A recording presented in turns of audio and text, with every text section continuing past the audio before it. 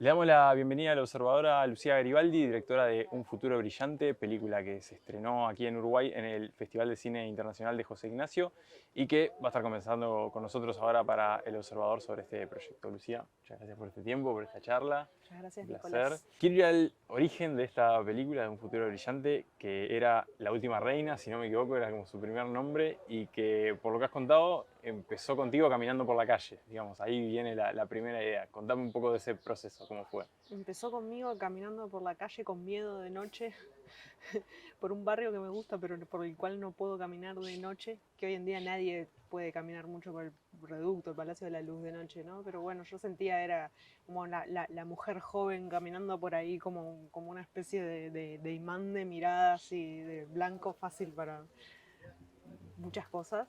Y entonces me pregunté cómo sería la vida si el mundo fuese este, ¿no? Si siempre yo fuese la única. A partir de ahí tuve que desarrollar todo como un mundo para sostener esa idea y fue muy, o sea, entretenido también inventar como reglas nuevas. Eh, y reglas nuevas que de alguna otra, que derivan de una idea tan vaga, la verdad. Es como, bueno, si sos la última mujer joven, entonces quizás la gente pagaría para olerte, hay como algo como que empieza a tener una coherencia interna el desarrollo de este invento del mundo que yo no lo había sospechado. Y ya desde un primer momento era un mundo, llamémosle, con influencia de la ciencia ficción, influencia de, no sé si decirle distopía, vos me dirás si eso no es o si lo ves como Yo una no, o no. como que no dije quiero hacer una distopía, Claro, yo quería contar la ahí historia de va. esta joven, que la gente quiere que haga algo y ella no quiere Ujú. hacerlo, y qué puede pasar con esta única mujer, cómo puede tomar ella las riendas de su vida, era por ahí. Este, y en un momento me vi un poco atrapada, en que estaba dentro de una ciencia ficción. En ese momento le decían mucho distopía, después apareció algún norteamericano y me dijo, it's a low-fi sci-fi. Y digo, bueno, capaz que es una low-fi sci-fi, no sé qué es, no sé qué es, pero creo que califican varias. Y cómo fue un poco el proceso de creación del mundo, digamos, era como, iban apareciendo las ideas en el guión o iban apareciendo después también con ya un proceso más de preproducción o ir pensando el arte, ¿cómo fue la construcción de este? Bueno, con el co-guionista Federico Alvarado hubo mucho de ida y vuelta y análisis también de películas que andaban por ahí, ¿no? Como para ver un poco cómo sostienen los mundos, qué coherencia interna, qué tan coherente tiene que ser todo, cuántas respuestas tenés que dar, cuánto lugar le tenés que dejar al misterio, cómo das la información, o hay mucha información, porque vos tenés que hacer un pacto, ok, este es el mundo y ahí seguís con la Claro. idea, con la historia, ¿no? Puedes no hacer el pacto y no entrar en la película en el absoluto. Este, hay códigos, ¿no? Ese institucional en el inicio que te da toda la Ujú. data, hay códigos que vienen de la ciencia ficción, que son así, que funcionan, que están probados. Hay cosas que uso, hay cosas que no uso, eh, hay cosas que tomo, pero también como con estudio un poco del género. Claro. Eh, hicimos como documentos aparte como de la constitución de ese mundo, se nos ocurrieron ideas delirantes que ahora igual no te diría, o sea, como bebés hiperrealistas, porque como no hay bebés, entonces Claro. como cosas como, bueno, si en un mundo hay menos natalidad, y si en un mundo no hay jóvenes, si en un mundo la juventud es tan preciada, entonces ¿qué es lo que queda? Y el resto que son todos Ujú. viejos, ¿cuál es la temporalidad? Cómo van a ser esos televisores, cómo van a ser esos autos, que no se vean, los tapamos todos, o como un trabajo después ya armado en la preproducción con arte, con foto, también en un momento vos escribís y después tenés un presupuesto y tenés que afrontar el Obvio. presupuesto y ahí todas las ideas se caen y se transforman y eso fue lindo porque tuve un equipo, vestuario, arte, foto, muy creativo. Ujú. Ahí están las ideas.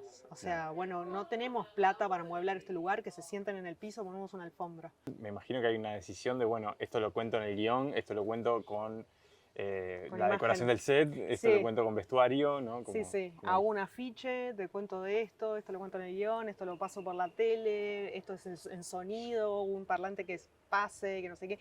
Pero ¿cómo mido eso, la data y el peso del universo para que el espectador no solamente tenga que entender un mundo, sino que empatice con la historia, con un personaje que está atravesando un momento tan difícil de su vida? Es una película que, más allá que podemos decirle que se ambienta en un futuro, que no sabemos cuánto tiempo pasó, pero podemos decir que es una especie de futuro. Es una película que habla mucho sobre el presente también. Entonces, ¿te preocupa más el presente o el futuro? No, el presente, claro. Sí, sí. Para mí era como en un momento como que había una definición de ucronía, que es como todo ahora, pero como si algo en el pasado, como si no hubiesen Claro. llegado a la luna, como si Sí, no... algo cambió en el Algo pasado y el cambió presente es y distinto. el presente es distinto. Jugábamos un poco con esa idea y el futuro brillante igual como acá hace referencia al futuro de ella o a un posible mañana nuestro, en fin.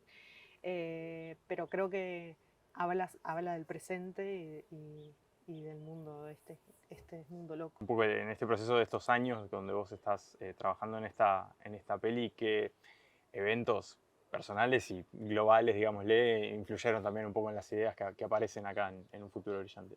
Bueno, la pandemia, sí, sin lugar a dudas, subrayó muchísimo toda la línea de la película de crítica de la superproductividad, del emprendedurismo y autoexplotación y la pérdida del aquí y ahora, la pérdida del valor del perder el tiempo, de no servir para nada, de dormir la siesta, de cómo el sistema no le conviene que vos duermas la siesta, que boludees, y cómo uno incluso intenta sacarle provecho al vacío, ¿no? Porque, no, pero si queda un vacío, capaz que después inactiva la creatividad. Como eso tuvo que ver mucho con la pandemia, también por mí misma, Claro.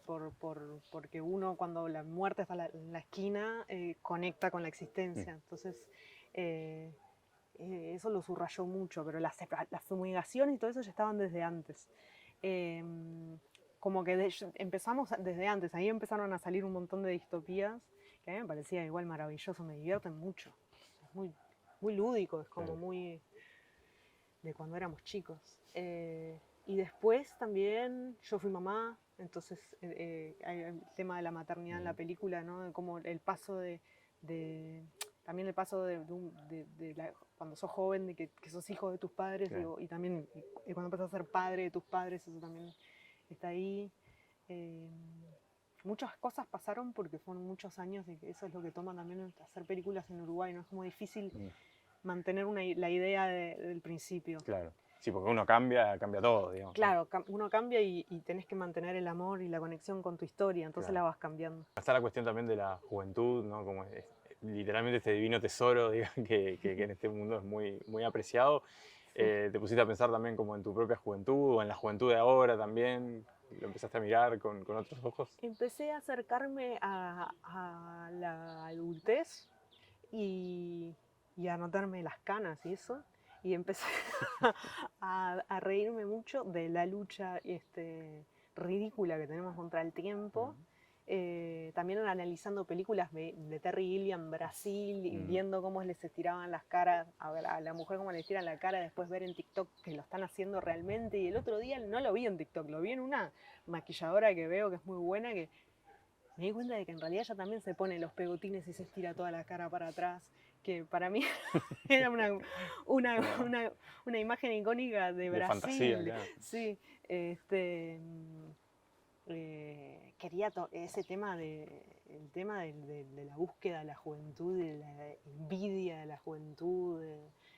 Para mí es riquísimo ese tema, me encantaría seguir tocándolo. Hay algo en los dos largometrajes que has hecho hasta ahora, Los Tiburones y ahora Un Futuro Brillante, que es un poco esta cuestión de las protagonistas que están como en ese momento de la vida. Capaz que en Los Tiburones era un poquito más joven, más adolescente, digamos, acá ya hay un paso más hacia la adultez, pero entiendo que es algo que te interesa, como ese momento de la vida también. Sí, porque justamente es un momento de bisagra súper incómodo, aparte que a mí me parece que que quizás el cine, como pocas otras, no sé, que la literatura, no todas, pero tiene esa capacidad de hacerte sentir de una incómodo, así como muy 3D el cine. Y es lo que caracteriza esa etapa de la vida.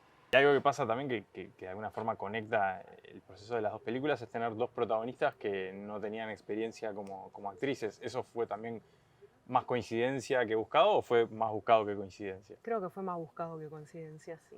Igual ahora como que he visto para este casting fui más abierta a las actrices formadas. Lo que pasa que también es una edad donde tampoco hay tanta formación. Claro. Justo, bueno, Martina creo que filmó con 24 años. Ya ahí ya habían más formadas, pero a los 10... Rosina con los tiburones tenía 18. Romina tenía 18 y ahí no había formación, entonces claro. Era la frescura y para mí había sido una buena experiencia también. La incomodidad también con la cámara me servía, su primera vez me servía como para el personaje, había algo como re puro en eso. Y ahora, por más que Martina no tenía tanta experiencia actoral, sí la tenía como escénica con la danza y se nota. Entiendo que ahí entre las dos hubo también un trabajo bastante cercano de los aportes de ella también desde la corporalidad y los movimientos. Bueno, y la danza está incluida de alguna forma también en algunas Yo estaba escenas. en esa época mirando películas de Robert Altman, ¿viste? El de Shortcuts, Three Women y Popeye. Y en Popeye, que está buenísima en realidad, de Robin Williams. El loco usa el cuerpo de una manera increíble. Yo lo estaba mirando más bien por la cámara a Robert Altman, porque filma con esos zooms y con esa cosa medio setentera que me parecía divertida para analizar y reproducir, e intentar reproducirlos.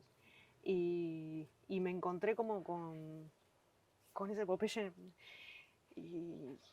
y otras películas también que usan bailarinas y que se me expandieron un poco las posibilidades de juego. Y se me facilitaba mucho repetir una toma igual a la otra porque registran perfectamente lo que tienen que hacer, en dónde, cómo se mueven, no sé qué. Algo que mencionaste ayer durante la presentación de la película acá en el festival fue también la cuestión de la rebeldía juvenil y que de alguna manera te daba la impresión de que así como otras generaciones han sido rebeldes en su juventud, la de ahora capaz que no lo es tanto y querías como defender esa cuestión de los jóvenes tienen que ser rebeldes. Sí, es que sí.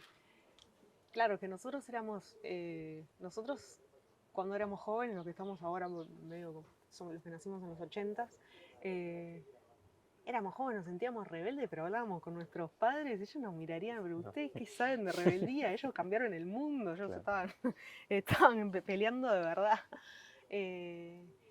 Que son los jóvenes los que cambian el mundo. Un poder de cuestionamiento fuerte. Y pasa que ahora con las redes, o sea, estamos todos separados, no hay comunidad de nada. Y sí, yo siento como que me encantaría volver a ver esos punks que habían antes. La cuestión de hacer una película como esta, ¿no? Con estos elementos de ciencia ficción, en un país que no está tan acostumbrado a hacer este tipo de películas, ¿te encontraste por ahí con algún obstáculo extra o fluyó todo, digamos, desde la creación? Fluyó absolutamente todo, porque yo soy un fotógrafo fanático de Cronenberg, como todos miramos esas películas, muchas son gringas aparte, que es un cine que consumimos mucho.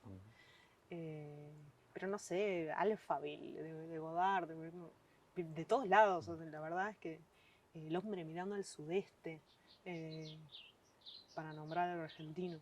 No me encontré como ningún... El único obstáculo es el de que los VFX son caros y no es el del dinero, que el decorado es caro y que armar un mundo es caro. Sí, claro. Pero bueno, lo resolvieron, así que sí, por ese lado no hubo problema. Austeramente, en Sondor. A lo uruguayo. Hicimos en Sondor, ¿te diste cuenta que era Sondor? No sala de claro, ensayo. me sonaba que era un estudio, pero sí, no. La sala de ensayo donde grabó Mateo, ahí va, claro. Jaime. Sí, estudio mítico. Todos, sí. Qué tremendo. ¿Las viviendas dónde son, por ejemplo? Las viviendas son Sunfeld de Cobizunca, en Malvin Norte. como un ejercicio divertido también el de Sí, sí. Montevideo convertida en una Sí. ciudad distópica. Sí, de hecho en los muy loca. festivales están los uruguayos que te preguntan, ¿eso era Sol Malvin Norte, no? Juego En también festivales como de otros lados del mundo que se me acercan los uruguayos que emigraron en los 70 Y dice, y me dicen, cómo es el momento de mostrar tus películas en Uruguay? Pues me imagino que es otra cosa.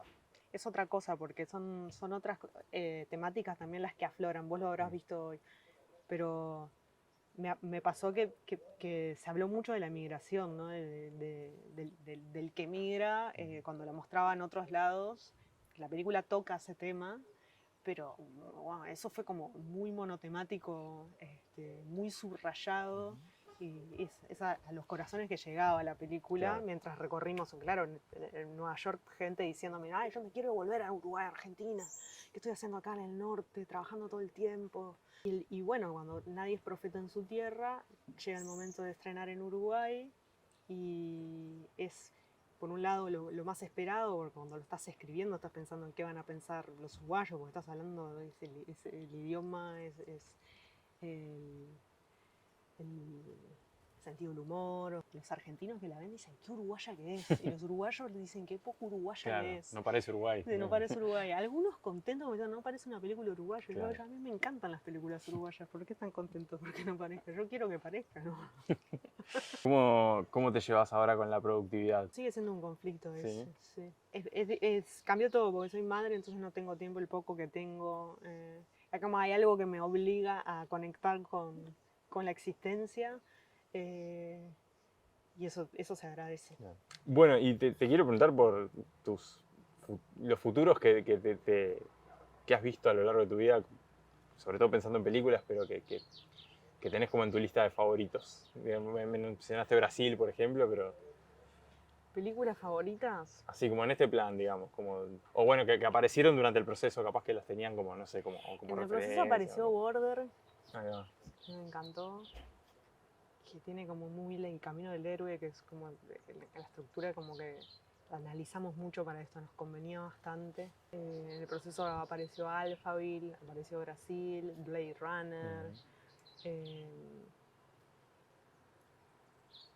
El hombre mirando al sudeste es una película que me marcó mucho, nunca la volví a ver, no sé qué tan buena es. ¿Vos te acordás de esa? No. Es O sea, la conozco, pero como no. una extraterrestre argentina. Igual eso es más ciencia ficción, Claro. para mí es más la ciencia Eso, ficción. sí. Coherence, que es como también es como una ciencia ficción con nada, Claro. como son unas personas que salen a cenar, dan la vuelta de cosas y están ellos mismos ahí, ¿no? Eso siempre me fascinó, cuando con nada te vas. Con nada lográs crear un mundo nuevo y hacer toda una cosa súper extraña para en realidad hablar y contar temas absolutamente humanos y sencillos, o bueno, de entender, y que todos atravesamos como el conflicto de crecer, ¿no? Eso me gusta mucho de la ciencia ficción, ¿no?